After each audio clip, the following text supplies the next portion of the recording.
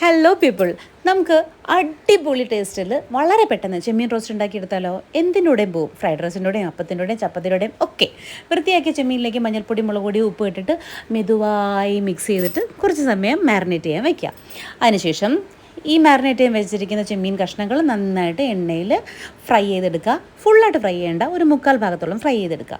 വറുത്ത് കോരി ചെമ്മീൻ മാറ്റിയതിന് ശേഷം അതേ പാനിൽ അതേ എണ്ണയിലേക്ക് കുനുകുന അരിഞ്ഞ 1-2 സവാള ഇട്ട് വഴറ്റുക. ഈ സമയത്ത് കുറച്ച് ജിഞ്ചർ ഗാർലിക് പേസ്റ്റും കൂടി ഇട്ട് കൊടുക്കുക.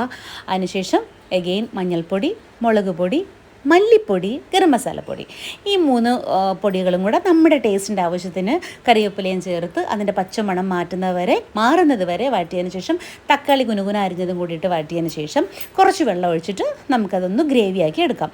ഇതിലേക്ക് ആവശ്യത്തിന് ഉപ്പിടുക, നേരത്തെ റോസ്റ്റ് ചെയ്ത് വെച്ചിരുന്ന ചെമ്മീനും കൂടെ ഇടുക, നന്നായിട്ട് അങ്ങോട്ട് മിക്സ് ചെയ്യുക, കുറച്ച് സമയം അടച്ചു വയ്ക്കുക. സംഭവം സെറ്റാണ്, ഭയങ്കര ടേസ്റ്റാണ്. നിങ്ങളെല്ലാവരും ടെസ്റ്റ് ചെയ്ത് നോക്കിയതിന് ശേഷം എന്നെ ഒന്ന് അറിയിക്കണം കേട്ടോ.